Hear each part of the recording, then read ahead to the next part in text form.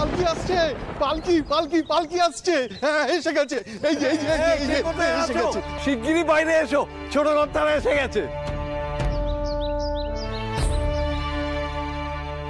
আসুন আসুন ছোট কর্তা, আসুন আসুন। এই সাবধানে নিয়ে আসিস।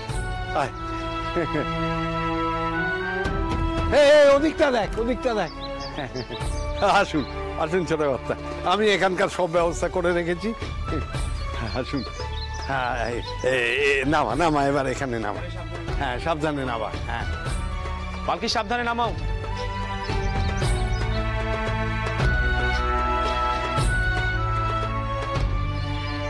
রানী বাইরে এসো।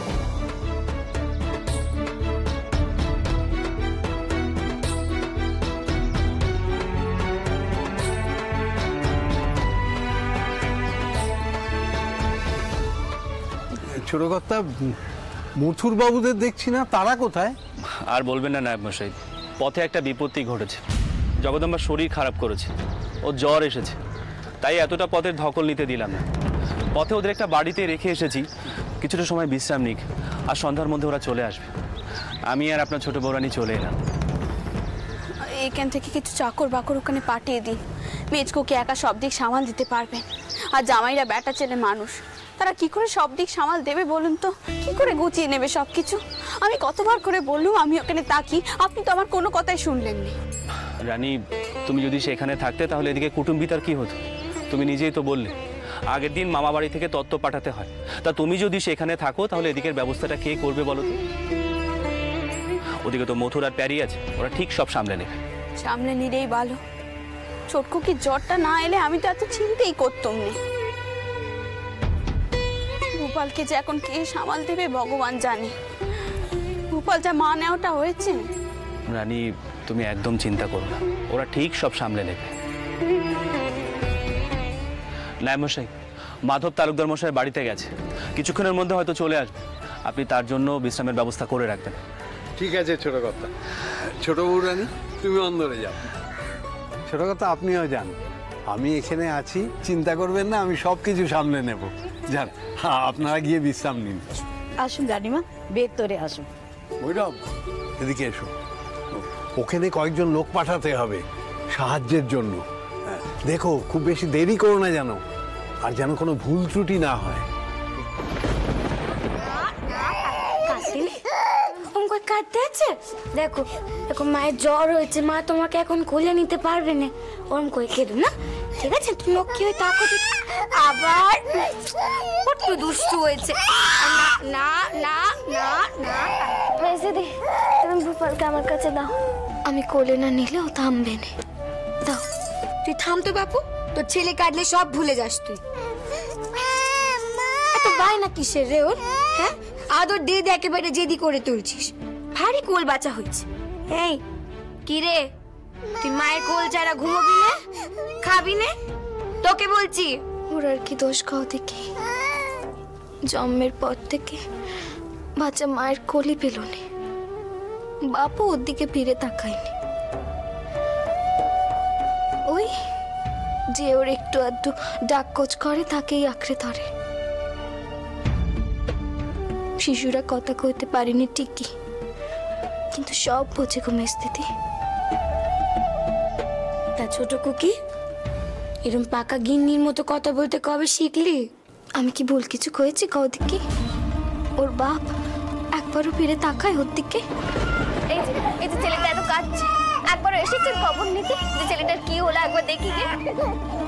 ছোট শালি, এ কিন্তু তোমার ভারী অন্যায় অভিযোগ। তুমি জানো মথুর আজকে আমাকে কত পথ হাঁটিয়েছে বড় সাবুদানার জন্যে?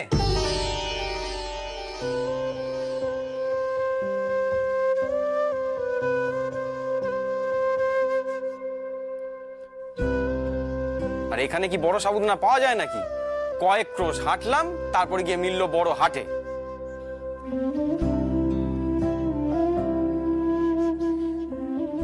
বড় সাবুদানা কেন? ছোট শালি নাকি দুধ সাবুতে বড় সাবুদানা ছাড়া খেতে পারে না। ও হ্যাঁ, তাই তো, আমি তো ভুলেই গেছিলাম।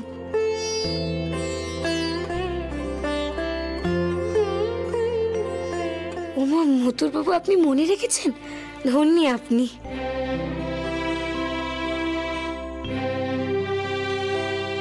আর তুমি কিনা মথুর বাবুর নামে অভিযোগ করছিলে যে মথুর নাকি খোঁজ খবর নেয় না। ভাই আমার সব দিকে নজর আছে। হ্যাঁ, আপনি শিখুন, মতুর বাবুকে দেখে কিছু শিখুন, কিভাবে স্ত্রীর পছন্দ অপছন্দের বিষয় খোঁজ রাখেন। জানেন তো মতুর বাবু, আপনার ইমেজও ভাইরাল, তার স্ত্রীর পছন্দ অপছন্দের বিষয় কিচ্ছু জানেননি। নিশ্চয়ই জানি, জোর দিয়ে বলতে পারি আমি জানি। আমার জানায় কোনো ভুল নেই। আচ্ছা, তা কি জানেন শুনি? এই যে তোমার নাম কুমারী, বিয়ের আগে ছিল তোমার পদবী দাস, বিয়ের পরে হয়েছে চৌধুরী, শ্রীমতী কুমারী চৌধুরী।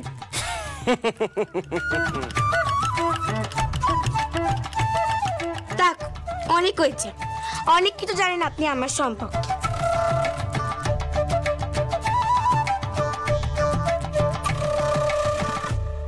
জ্বর হলে আমার কি খেতে ভালো লাগে না লাগে তা উনি জানলেন কি করে? আশ্চর্য তো, এত খেয়াল রাখেন আমার। কই মুখে তো। ভাই মথুর, তুমি আমাকে ভারী বিপদে ফেললে। এখন কত মুখ ঝামটা কথা আমায় শুনতে হবে। আচ্ছা তুমি আমাকে একটা কথা বলো তো, জগদম্বার পছন্দ অপছন্দের ব্যাপারে তুমি এত জানলে কি করে? করুণার কাছে শুনেছি,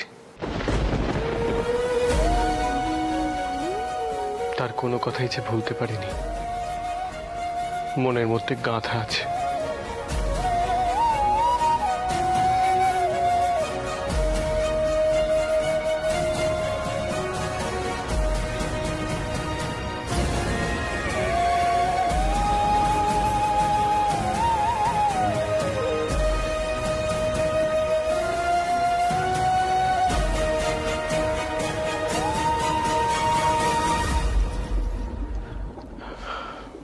মেজদিদি, ভোপালকে আমায় দিন, আমি ওকে বাইরে নিয়ে যাই, ততক্ষণ জগদম্বাকে খাইয়ে দিন।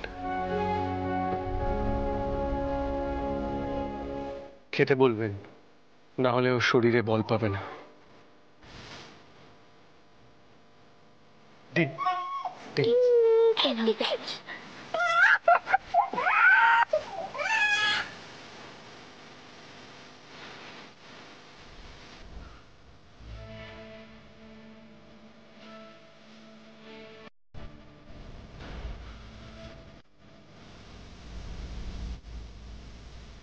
ছোট খুকি, তুই শুয়ে থাক, আমি দুধ সাবুখানা জাল দিয়ে আসছি, কেমন? শুয়ে পড়।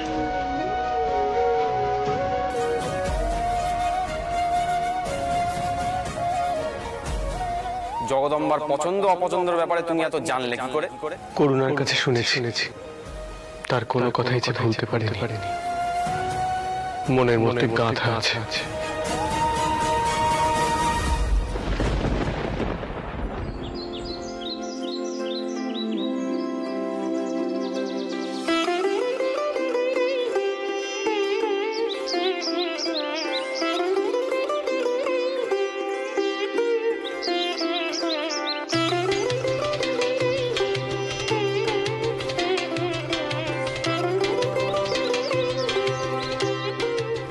আমি শিব মন্দিরে পুজো দিয়ে তারপর ঘরে ঢুকবো,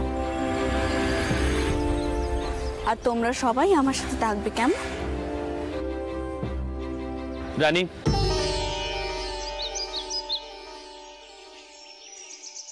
রানী একবার শোনো।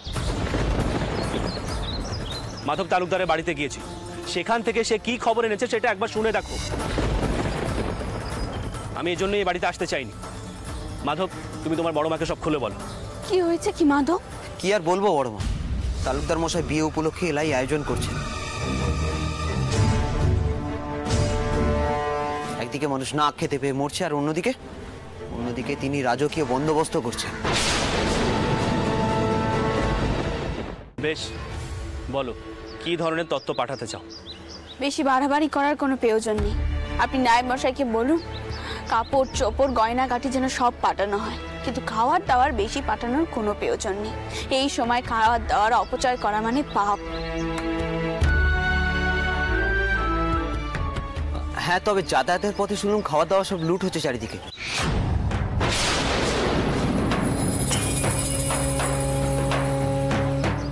ক্ষুধার্ত মানুষেরা প্রাণের মায়া ত্যাগ করে সব লুট করছে।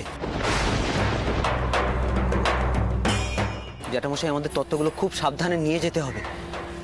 আমি চাইছি দিনের দিনেই পৌঁছে গেলে ভালো হয়, তাতে বিপদের আশঙ্কা একটু কম। কি অন্যায় বলো তো, কিছু কিছু মানুষ না খেতে পেয়ে মরছে, আর কিছু কিছু মানুষ উৎসব করছে, খাওয়ার নষ্ট করছে। উৎপাত তো হবে। এই লুটপাটের জন্য কি ওই মানুষগুলোকে কোনোভাবে দোষারোপ করা যায়? চায়নি তো।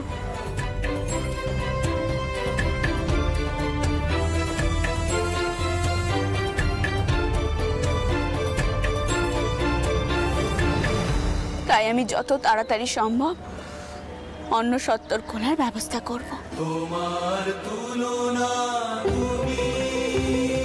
যাতে ওই মানুষগুলোকে চুরির দায় কয়েদ না হতে হয়।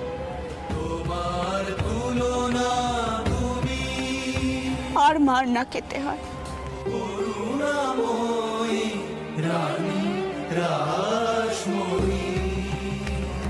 যা হচ্ছে কি ঠিক হচ্ছে?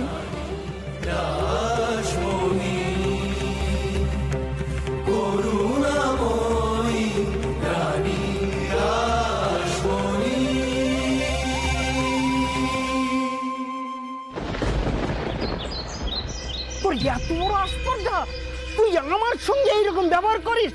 হতভাগা, তোর মুন্ডুটা গুড়িয়ে দিইনি, এটা তোর বাপের ভাগ্যি। আজ চুরি করছিস, কাল তোর ডাকাতি শুরু করে দিবি। এইবারটার মতো ক্ষমা করি দেন বাবু, এইবারটার মতো ক্ষমা করি দেন। ঘরে খাওয়ার কিচ্ছুটি নাই, ছেলে মুড়েরা খিদে ছটফট করতেছে। এইবারটির মতো ছেড়ে দেন বাবু, এইবারটির মতো। তোর ঘরে খাবার নেই বলে তুই দিন দুপুরে ডাকাতি শুরু করে দিবি? হ্যাঁ, এতখানি মুড়ি গরম গরম ভাজা হলো আর তুই ধামা সময় নিয়ে চলে এলি? হ্যাঁ, হতচ্ছাড়া, তোকে সাবধান করে দিচ্ছি, এই মুড়ি এখানে রেখে যা, নইলে তোর কপালে দুঃখ আছে। আজ আমি যদি তোর ব্যবস্থা না নিই, তুই তো আগামী দিনে গায়ের গৃহস্থ বাড়িতে ডাকাতি শুরু করে দিবি। মথুর, এই তোরা দাঁড়িয়ে দেখছিস কি? দাঁড়িয়ে দেখছিস কি? এই মার মার বেটাতে।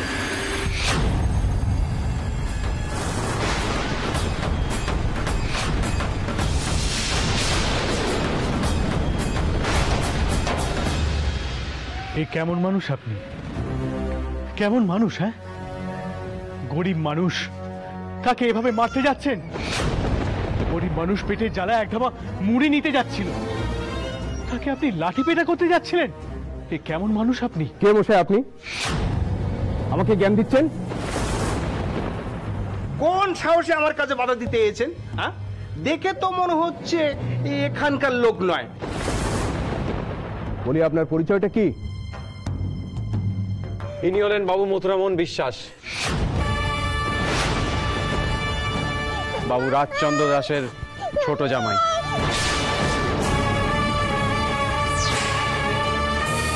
এই গাঁ বোধহয় বাবু রাজচন্দ্র দাসের মহালের মধ্যে পড়ে, তাই না?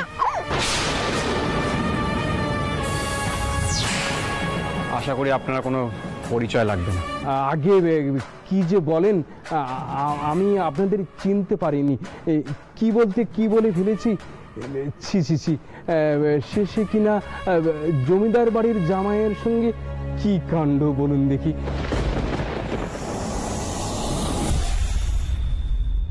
এই মুড়ির ঝুড়ি কি হবে তাহলে? ও নিয়ে আপনি ভাববেন না। কি আক্কেলখানা বল দেখি বগলা, তোর যদি মুড়ির দরকারই ছিল তুই আমাকে কইতে পারতিস, আমি তোকে কয়েক ধামা দিয়ে দিতুম। বেশ, তাহলে তাই দিন। চেয়ে যদি পেত তাহলে কি আর চুরি করতে যেত? পেটের জ্বালা যে বড় জ্বালা মশাই। আমি শোন নই গো বাবু, আমি শোন নই। এই কাজ আমি নিজের জন্য করিনি, বউ বাচ্চার মুখে অন্ন জোগা দিয়ে কাজ করে ফেলেছি। কেঁদো না। রানীমা খুব শিগগিরই অন্নসত্র মহালে খোলার ব্যবস্থা করছেন।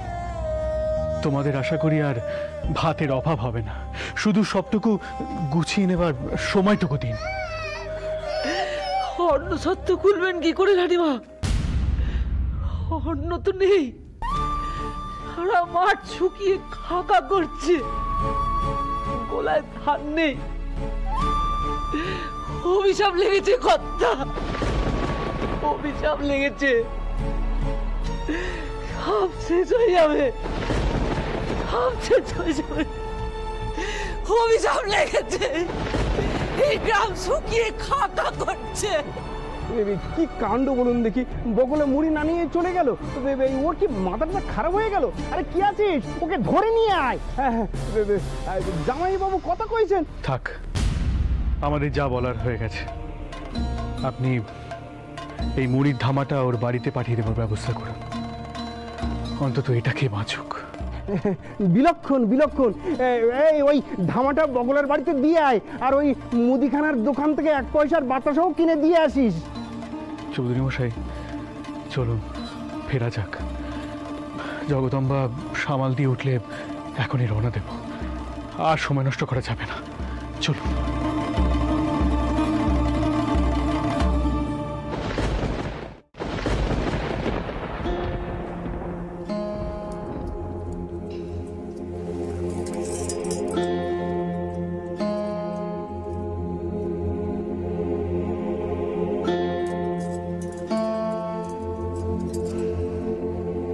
কিরে চুপ করে আছিস যে বড়? সত্যি কথা কেন কওয়া দেখি। মতুর বাবুর কথা তোর মনে লেগেছে তাই তো? কোন কথা? থাক, তুই আর আমাকে বোঝাস নে। মতুর বাবু যখন তোর পছন্দ অপছন্দের কথা কইল, তখন তোর মনটা নরম হলো তাই না? কিন্তু যখনই তুই শুনলি যে তার মনে আছে কারণ করুণা তাকে কয়েছিল বলে, তখন তুই দুঃখ পাসনি? পেয়েছিস তো বল? দেখ, করুণা তোর দিদি আর আমাদের সকলের মনের মধ্যে আছে, কিন্তু তাই বলে সর্বক্ষণ স্বামীর মুখে তার কথা শুনতে কি ভালো লাগে? না না মেস দিদি, তুমি কেন এসব কথা কইছ? আর আমার এতে খারাপই বা লাগবে কেন? এটাই তো উচিত। বরং তিনি যদি শেষ দিদিকে এত তাড়াতাড়ি ভুলে যেতেন, সেটাই আমার খারাপ লাগতো।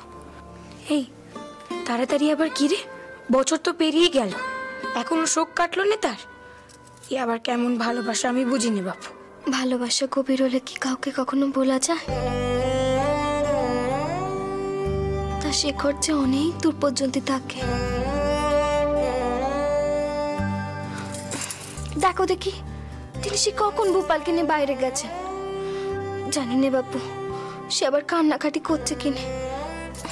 ও মেসিদি, আমি সুস্থ হয়ে গেছি গো, তুমি পালকি তৈরি করতে কাও দেখি। মিস দিদি, আমাদের এক্ষুনি রওনা হতে হবে। আপনার বোনকে বলুন কষ্ট করে উঠতে, যত তাড়াতাড়ি সম্ভব অন্নসত্র খুলতে হবে, না হলে মানুষজন অনাহারে মরবে।